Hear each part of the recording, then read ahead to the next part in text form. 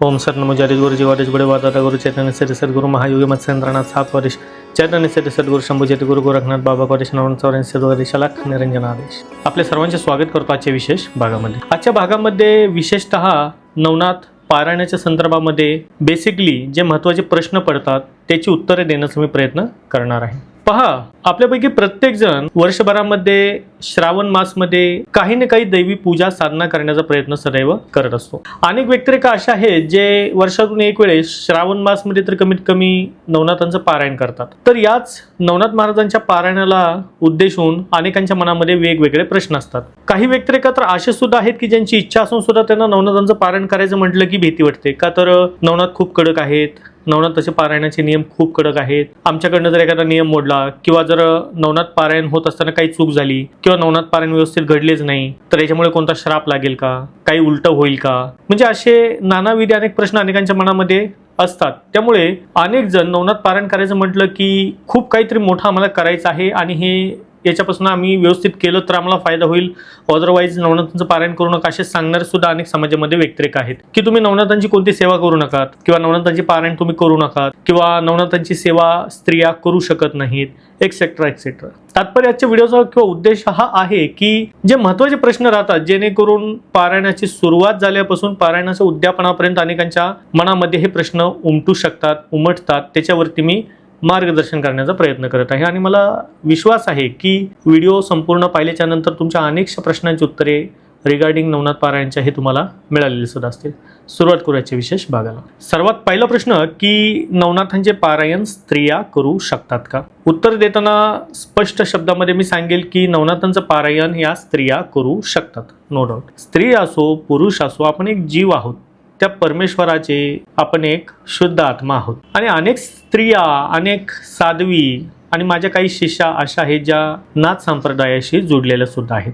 त्यामुळे स्त्रिया नवनाथांचं पारायण करू शकतात का? बट ऑब्वियस स्त्रिया नवनाथांचं पारायण करू शकतात. अवस्था शुद्ध असावी, नाथांप्रती भक्ती असावी, समर्पण असावे, त्याग असावा, अवश्यपणे तुम्ही नवनाथांचे पारायण करू शकतात. त्यामुळे यावरती जास्त काही भाष्य न करता या प्रश्नाचं जे उत्तर आहे की स्त्रिया नवनाथांचं पारायण करू शकतात का, तर हो, निश्चितपणे स्त्रिया या नवनाथांचं पारायण करू शकतात.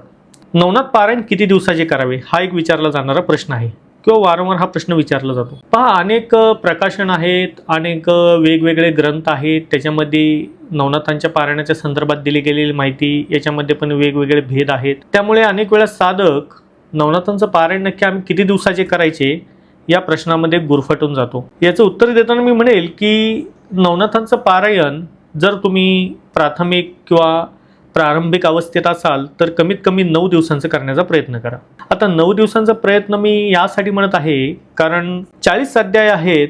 बऱ्याच व्यक्तिरेखांना जास्त वेळ मांडी घालून बसण्याची किंवा खुर्चीवर बसण्याची सवय नसते. शारीरिक म्हणा किंवा गुडघ्यांमुळे म्हणा किंवा पायामुळे म्हणा, अनेक व्यक्तिरेखा अशा आहेत की ज्यांना जास्त वेळ बसता येत नाही, एका जागी बसून राहू शकत नाहीत. त्यामुळे आपण 40 अध्यायांना 9 दिवसांमध्ये जर विभागित केले तर आपण 9 दिवसाचं पारायण नवनाथांचं इझिली करू शकतो. पण याच्यामध्ये हे सुद्धा गोष्ट तितकीच महत्त्वाची आहे की 9 दिवस जर पारायण आपण घरामध्ये करणार असेल, तो साधक साध्वी 9च्या 9 दिवस पारायणाचे जेवढे नियम आहेत ते तुम्हाला फॉलो करावे लागतील, म्हणजे ते तुम्हाला नियम पाळावे लागतील. नियम काय आहेत हे आपण पाहणारच आहोत. सेकंड पॉईंट, जर तुमचं वाचन फास्ट असेल, संस्कृत मराठी भाषा तुम्हाला व्यवस्थित येत असेल आणि तुम्हाला जास्त वेळ बैठकीची सवय असेल, समजा 2 तास 3 तास 4 तास तुम्ही जर बैठक करू शकत असाल तर अशा व्यक्तिरेखांनी 9 दिवसाचं पारायण न करता डिरेक्टली 5 दिवसांचं पारायण करावं. 40 अध्याय 5 दिवसांमध्ये तुम्ही डिवाइड करून घ्या.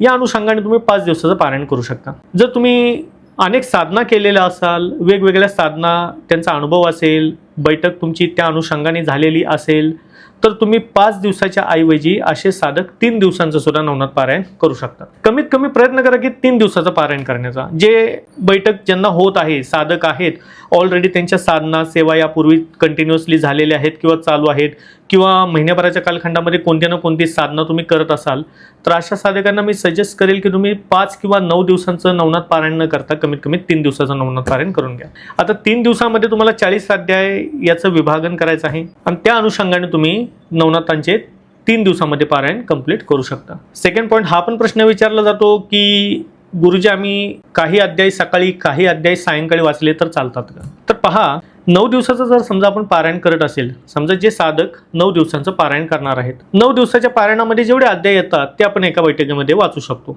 पण समजा 5 दिवसांचं पारायण तुम्ही करणार असाल किंवा 3 दिवसांचं पारायण तुम्ही करणार असाल, तर साहजिक आहे अशा वेळी समजा तुम्हाला 10, 12, 14 अध्याय जर वाचन एका दिवसामध्ये समजा करावे लागत असतील, तर अशा वेळी मी स्वतः तुम्हाला सजेस्ट करेल की तुम्ही सकाळी निम्मे अध्याय आणि संध्याकाळी निम्मे अध्याय वाचण्याचा प्रयत्न करा. बरं, आता ज्या ज्यावेळेस तुम्ही नवनाथांचे पारायण वाचन करायला बसाल, मग सकाळी असो अथवा संध्याकाळी असो, आंघोळ करून शुद्ध अवस्थेमध्ये दिवा लावून तुम्ही नवनाथांचे अध्याय वाचण्यासाठी बसा.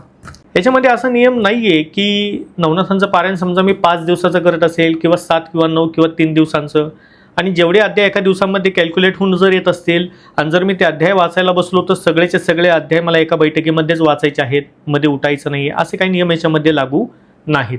त्यामुळे विशेषतः जे साधक 3 दिवसाचं किंवा 5 दिवसांचं नवनाथ पारायण करणार आहेत, अशा साधकांनी सकाळ संध्याकाळ वाचन केलं तरी सुद्धा चालणार आहे. तुम्ही ठरवून घेऊ शकता. सपोज तुम्हाला एका दिवसामध्ये 8 अध्याय येत असतील तर सकाळी 4 अध्याय घ्या, सायंकाळी 4 अध्याय घ्या, या अनुषंगाने तुम्ही करू शकता. आता वळूयात पुढच्या प्रश्नाकडे. पारायण करताना नियम काय पाळावेत? प्रथम चरण आहे की नियम पाळणे हे तर महत्त्वाचे आहेच आहे, परंतु तत्पूर्वी पारायण करणारा जो साधक असेल त्याने स्वतःचे आचरण हे शुद्ध ठेवावे. कायिक असो, वाचिक असो किंवा मानसिक असो, आपले आचरण हे आपण पवित्र आणि शुद्ध ठेवण्याचा प्रयत्न करा. आता नियमाच्या बाबतीमध्ये जर म्हटला तर बेसिकली सर्वात महत्त्वाचे जितके नियम असतात, ज्याच्यामध्ये सर्वात महत्त्वाचा जे नियम आहे ते ब्रह्मचर्य पालन. दुसराही सर्वात महत्त्वाचा नियम आहे तो म्हणजे मांस आणि मदिरा याचं सेवन न करणे. तिसरा नियम आहे की खोटे न बोलणे किंवा इतरांचा द्वेष किंवा इतरांचा राग आपल्या मनामध्ये ठेवून एखाद्याला आपण कुशब्द बोलणे हे सुद्धा आपण टाळले पाहिजे. झालंच तर एक टाइम जेवण करून एक टाइम दूध फळं घेऊन तुम्ही उपवास करू शकता.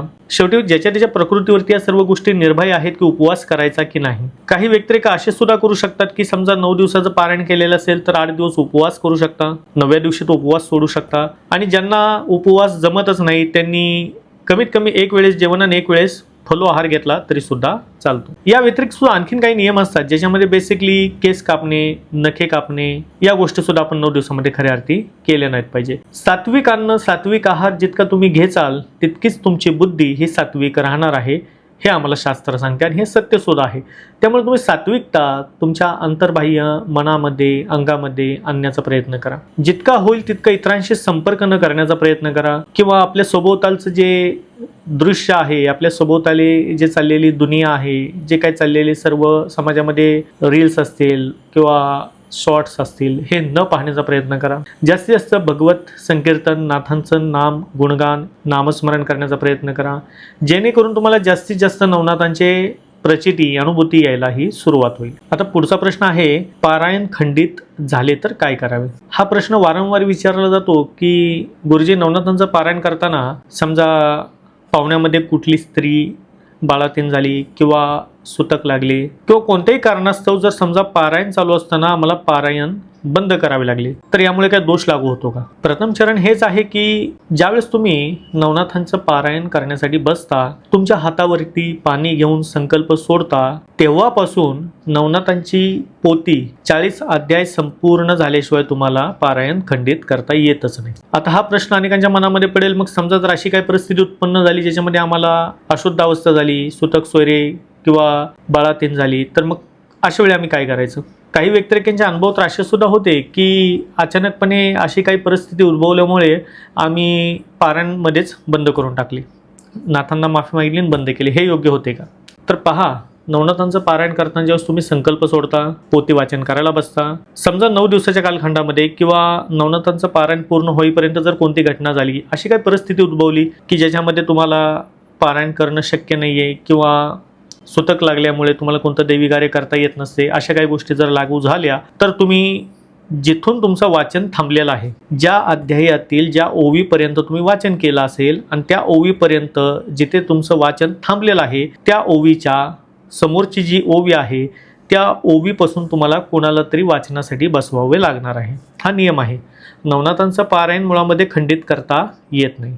आता प्रश्न याच्यामध्ये हा पडेल की मग आम्हाला वाचन करता येत नसेल तर आमच्या जागी कोण बसू शकेल? ज्याला लिहिता वाचता येतं, जो तुमच्या रक्ताच्या नात्याचा नसेल, मग शेजार पाजारातील एखादा मुलगा चालेल, बटू चालेल. कोणीच नाही मिळालं तर एखाद्या ब्राह्मण देवतेला बोलावून तुम्ही त्यांची उचित दक्षिणा देऊन त्यांच्या विभागामध्ये त्यांना ते पारायण पूर्ण करायला लावावे, हा याच्यामध्ये नियम आहे. कारण बेसिकली जर विचार केला तर नवनाथांचं पारायण एकदा सुरुवात झाल्याच्या नंतर पोथी पूर्ण होईपर्यंत, पारायण पूर्ण होईपर्यंत मध्यामध्ये अर्ध्यामध्ये हे पारायण आपल्याला थांबवता येत नाही. हा नियम निश्चितपणे खरा आहे. त्यामुळे समजा कधी अशी काही परिस्थिती भविष्यामध्ये एखाद्या व्यतिरेकाला उद्भवली तर त्यावेळेस ज्या ठिकाणी ज्या ओवीवरती तुमचं पारायण थांबलेलं आहे त्या ओवीपासून किंवा त्या ओवीच्या पुढच्या ओवीपासून ते पारायण तुम्हाला कंटिन्यू करायचे असते.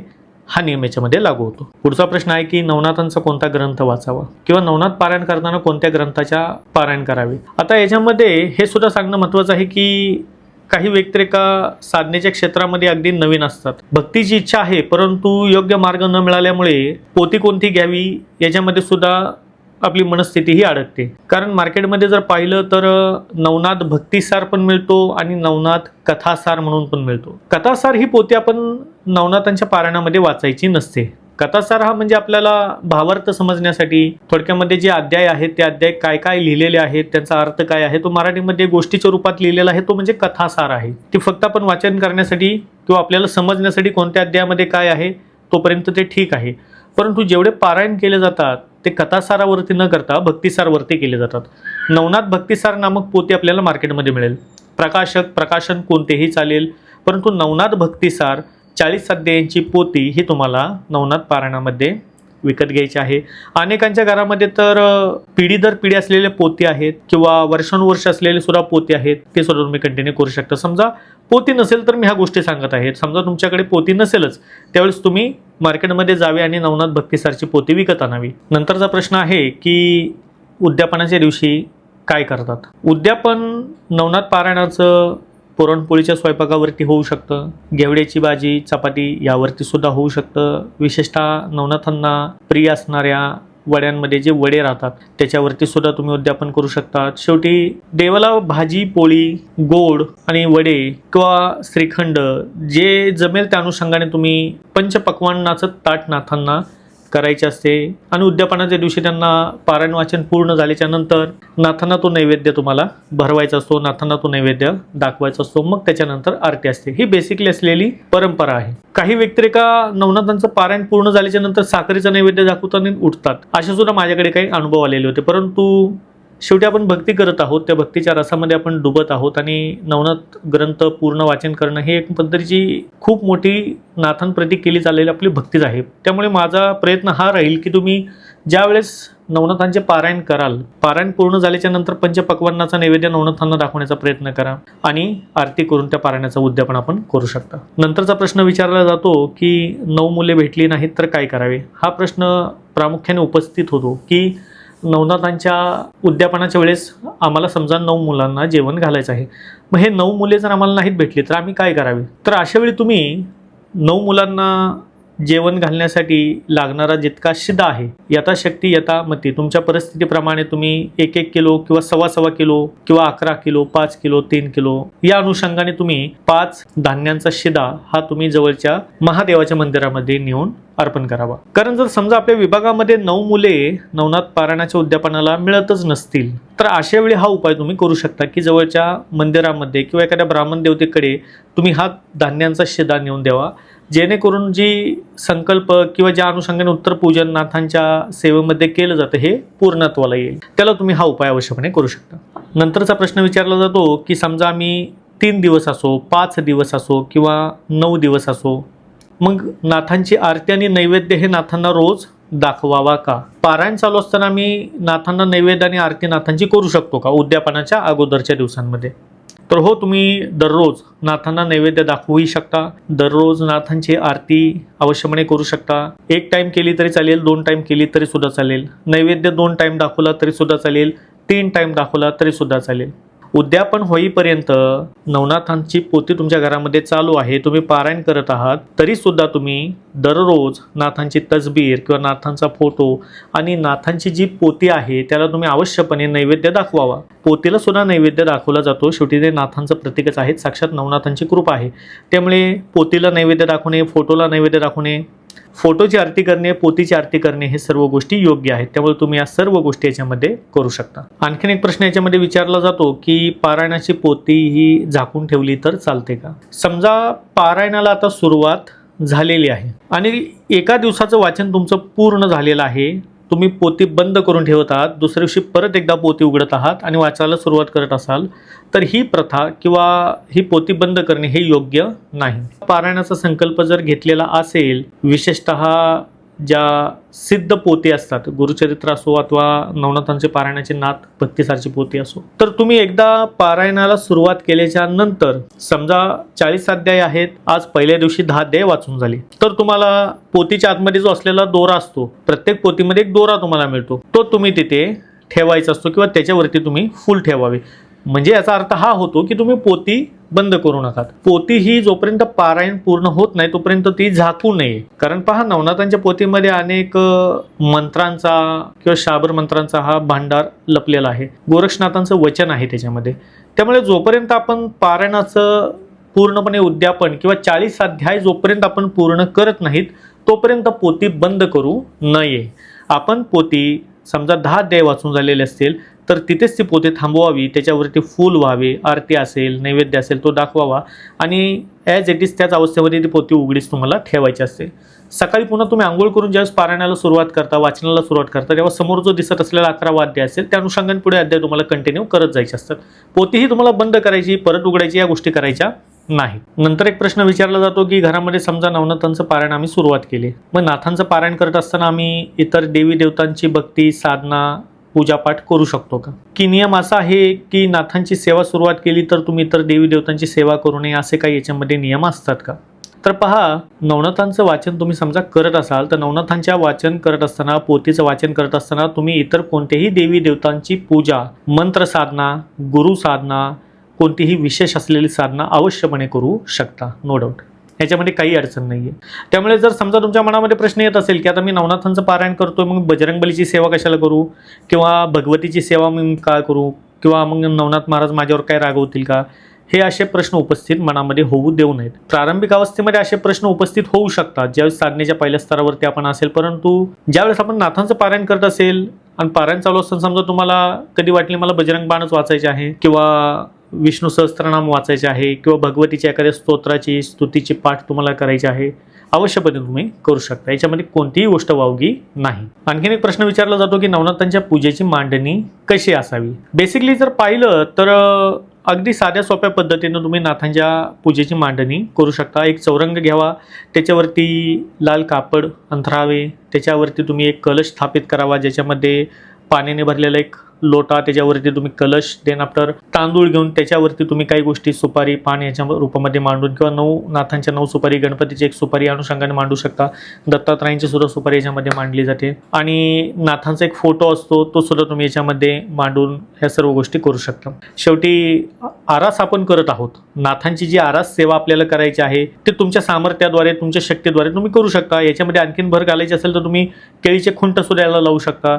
अनेक नानाविधी पद्धतीच्या रांगोळ्या याच्यामध्ये घालू शकता. शेवटी ज्या गोष्टी आपण नाथांप्रती समर्पित भावनेने करत आहोत, भक्ती भावनेने करत आहोत, नाथ महाराज नक्कीच तुमच्या असलेल्या प्रश्नांना मार्गी तर लावतात, परंतु तुमच्या भक्तीवरती प्रसन्न होऊन नाथसाहेब त्यांचा आशीर्वाद सुद्धा देतात. हे सुद्धा गोष्ट तितकीच खरी आहे. 40वा अध्याय आपल्याला गुरु गोरक्षनाथांच्या वचनांचा हाच सांगत आहे की जो व्यक्ती एका नाथांचा शरणागत असेल किंवा या पोथीचं वाचन करणार असेल त्याच्यावरती विशेष कृपा आशीर्वाद सद्गुरू गोरखनाथांचा राहणार आहे, नो डाऊट. त्यामुळे तुम्ही प्रयत्न करा की नाथांचं पारायण तुमच्या घरामध्ये वर्षातून कमीत कमी एक वेळेस, म्हणजे या श्रावण मासमध्ये करण्याचा. अगदीच नवीन असाल तर 9 दिवसाचं पारायण करा. आता याच्यामध्ये हा पण प्रश्न विचारला जाईल की मग 7 दिवसांचं केलं तर चालेल का? तुम्ही 7 दिवसांचे सुद्धा पारायण करू शकता. समजा तुमचं वाचन चांगलं आहे, तुम्हाला वाचनाला बसायची, बैठकीची चांगली सवय असेल, मग 5 दिवसांचं करा किंवा 3 दिवसांचं करा. याच्यामध्ये फायदा काय होतो? याच्यामध्ये फायदा हाच होतो की जितका कमी दिवसांचा पिरियड असेल, म्हणजे 5 दिवस 3 दिवसाच्या कमी कालावधीमध्ये तुम्हाला जास्त नियम हे फॉलो करताना जास्त वेळ वाया जात नाही. म्हणजे काय होतं, बऱ्याच वेळा व्यतिरेकांना 9-9 दिवस नियम पाळायचे म्हणजे हा कुठेतरी मोठा यक्ष प्रश्न निर्माण होतो. त्यामुळे मग प्रयत्न करा 9च्या जागी तुम्ही 5 दिवस पारायण करण्याचा, जेणेकरून दिवस पण लवकर संपतील आणि पारायण पण तुमचं पूर्ण होऊन जाईल. या अनुषंगाने प्रयत्न करा. आणि याच्यामध्ये एक फायनल प्रश्न हा पण मी घेणं उचित समजतो की एक दिवसीय पारायण केले जाते का? म्हणजे नवनाथांचं एकाच दिवसामध्ये 40 अध्याय वाचन करण्याचं पारायण होत असते का? तर याचं उत्तर आहे निश्चितपणे होते. पण हे कधी होते? एका दिवसाचं नवनाथांचं पारायण हे आपत्कालीन स्थितीमध्ये किंवा अगदीच संकटाच्या समयी केले जाते. ज्या वेळेस अगदीच कोणतं तरी मोठं गंभीर स्वरूपाचं संकट असेल किंवा अशी काही स्थिती उत्पन्न झालेली असेल ज्याला आपण म्हणू की आणीबाणीची वेळ असेल, अशा वेळी साधकांनी एक दिवसाच्या पारायणाचा संकल्प करावा. आता एक दिवसाचं पारायण तुम्ही करा मी असं कधीच म्हणणार नाही. कारण पहा, 40 अध्याय एका दिवसामध्ये वाचन करणे म्हणजे तेवढ्या वेळेची बैठक होणं हे महत्त्वाचे असते. कारण नाथांचं पारायण करत आहोत, नाथांची शरणागती घेत आहोत, तेवढे नियम असतील किंवा बऱ्याचशा गोष्टी याच्यामध्ये असतात, परीक्षा सुद्धा होतात, कठीणता सुद्धा असते. परंतु या सर्व गोष्टी पाहत असताना एका दिवसाचं पारायण तुम्ही करणं म्हणजे हे खूप मोठी गोष्ट आहे. त्यामुळे समजा जर कधी अशा काही परिस्थिती तुम्हाला वाटेल की झालेला आहे, अशा वेळी मग एक दिवसाचं पारायण तुम्ही संकल्प घेऊन करू शकता. आता पहा, आजच्या भागाचा जो मेन तात्पर्य होता, काही 8-10-12 प्रश्न होते ते मी तुम्हाला साध्या सोप्या पद्धतीने सांगणे हे माझं तात्पर्य होतं. परंतु समजा तुम्हाला नवनाथ पारायणाच्या दीक्षेमध्ये, आता नवनाथ पारायण दीक्षा ही ऑनलाईन ऑलरेडी देऊन झालेली आहे, त्याच्यामध्ये मी टॉप टू बॉटम जितके बारकावे आहेत, जितके काही महत्त्वाचे आणखीन काही पडणारे प्रश्न असतील जे आत्ता मी या भागामध्ये सांगू शकलो नसेल, किंवा पूजेची मांडणी असेल, किंवा पूजेचा म्हणजेच नवनाथ पारायणाचा संकल्प घेण्याची पद्धती असेल, किंवा उद्यापन कसे केलं जातं त्याची काही पद्धती असेल, काही मंत्र असतील, ह्या सर्व गोष्टी मी नाथांच्या पारायणाची एक दीक्षा यापूर्वी देऊन झालेली आहे. तुम्ही त्या दीक्षाचं रेकॉर्डिंग सुद्धा प्राप्त करू शकता. तुमच्या अनेक प्रश्नांची उत्तरं त्याच्यामध्ये मिळतील. आणि नाथांचं पारायण करण्याचं जे काही सर्वच्या सर्व सांगितलेला विधी आहे हा तुमच्या मोबाईलमध्ये कायमस्वरूपी सेव्ह सुद्धा राहील. त्यामुळे ज्या व्यतिरेकांना नाथांच्या पारायणाची दीक्षा हवी आहे त्यांनी दिसत असलेल्या नंबरवरती संपर्क साधून तुम्ही ती दीक्षा घ्यावी, ते शिकावे आणि या श्रावण मासमध्ये तुम्ही नाथांचं पारायण करावे. याच्यामध्ये कंपल्शन कोणतं नाही आहे, किंवा मी तुम्हाला म्हणतही नाही की तुम्ही हे प्रत्येकानेच ही दीक्षा घ्या. तुमच्याकडनं ऑलरेडी झालेली असेल तर तुम्ही ॲज इट इज करा. परंतु काही विशेष काही आणखीन काय तुम्हाला याच्यामध्ये म्हणूयात ना की आणखीन काही इम्प्रूव्हमेंट तुम्हाला समजा करायची असेल तर तुम्ही या दीक्षेमध्ये अवश्यपणे सहभाग तुमचा घ्या, किंवा त्याचं रेकॉर्डिंग तुम्ही प्राप्त करा. हे रेकॉर्डिंगच तुम्हाला भेटणार आहे, लाईव्ह दीक्षा नसणार आहे. त्यामुळे तुम्ही या दीक्षेचं रेकॉर्डिंग प्राप्त करू शकता. या अनुषंगाने या आजच्या भागामध्ये मी तुम्हाला थोडक्या भाषेमध्ये माहिती देण्याचा प्रयत्न केला, जेणेकरून अनेक जणांना ही माहिती सुद्धा असेल. मी म्हणत नाही की सर्व लोकांना या गोष्टी माहितीही असतील, परंतु आपण सुद्धा कुठेतरी विचार करणं महत्त्वाचं आहे की ज्या गोष्टी कदाचित आपल्याला माहिती असतील त्या गोष्टी कदाचित एखाद्या व्यतिरेकाला माहिती नसतील, किंवा आजच्या भागामध्ये जेवढ्या प्रश्नांची उत्तरे मी सांगितली त्यातली निम्म्या प्रश्नाची माहिती मला असू शकेल, निम्म्या प्रश्नाची माहिती एखाद्या व्यतिरेकाला नसू शकेल. त्यामुळे जे बेसिकली महत्त्वाचे प्रश्न पडतात त्या सर्व प्रश्नांची उत्तरे मी आजच्या भागामध्ये देण्याचा प्रयत्न हा केलेला आहे. त्यामुळे मित्र म्हणेल की तुम्ही प्रत्येकानेच या श्रावण मासमध्ये, या पवित्र मासमध्ये घरामध्ये नवनाथांचं पारायण करण्याचा आवश्यकपणे प्रयत्न करा. आता मुलासाठी आई करू शकते, किंवा पतीसाठी पत्नी सुद्धा करू शकते. हे सर्व गोष्टी संकल्पात बोलल्या जातात. जो नाथांची दीक्षाचं मी तुम्हाला रेकॉर्डिंग ज्यावेळेस तुम्ही घेचाल त्यावेळेस सर्व गोष्टी तुम्हाला मी सांगितलेल्या आहेत. तात्पर्य हेच आहे की घरामध्ये ज्यावेळेस तुम्ही नवनाथांचं पारायण करता त्यावेळेस घरामध्ये असलेली सर्व तुमच्या भिंती, तुमच्या घराची जागा, त्याच्यामध्ये एक पद्धतीचे स्पंदन, एक पद्धतीच्या लहरी या निश्चितपणे कुठे ना कुठे पॉझिटिव्ह एनर्जी घेऊन येत असतात आणि नाथांची हटकून फेरी निश्चितपणे होते. मग ते स्वप्न दृष्टांताद्वारे असेल किंवा एखाद्या साधू संतांच्या रूपात असेल, हे कोणी जाणू शकत नाही. परंतु नाथ हे स्वयंसिद्ध आहेत आणि नाथ साहेब हे आजही या पृथ्वी तलावरती विचरण करतात, याच्यामध्ये सुद्धा तीळ मात्र शंका नाही आहे. हे आम्ही अनुभवाच्या जोरावरती बोलत आहोत. त्यामुळे प्रयत्न करा की जितक्या जास्त पद्धतीने सात्विकता किंवा जितक्या जास्त पद्धतीने सात्विक राहून नाथांची सेवा आणि विशेषतः नवनाथ पारायण करताना आपलं आचरण शुद्ध ठेवण्याचा प्रयत्न करा. ह्या झगमगाटीपासून, या जगापासून, किंवा जे काही बिभत्स पद्धतीचं ज्या जगामध्ये आता चालू आहे याच्यापासून लांब राहण्यासाठी प्रयत्न करा की कमीत कमी टीव्ही पाहण्याचा, कमीत कमी मोबाईल यूज करण्याचा. तुम्ही जितकं जास्त विरक्त राहाल, वेगळे राहाल आणि जितकं नाथांना स्मरून राहाल, नाथांच्या शरणागत राहाल, तितक्या लवकर, तितक्या जलद गतीने नाथांची भक्ती, नाथांचं पारायण हे सार्थ निश्चितपणे ठरेल. अशा याच्या भागामध्ये जी माहिती सांगितली तुम्हाला आवडली असेल, चॅनेलला लाईक करा, शेअर करा, सबस्क्राईब करायला विसरू नका आणि हाईक करायला सुद्धा विसरू नका. भेटूयात नवीन माहितीसह नवीन व्हिडिओमध्ये तोपर्यंत सर्वांना सतनाम महाराज गुरुजी को आदेश अलख निरंजन आदेश.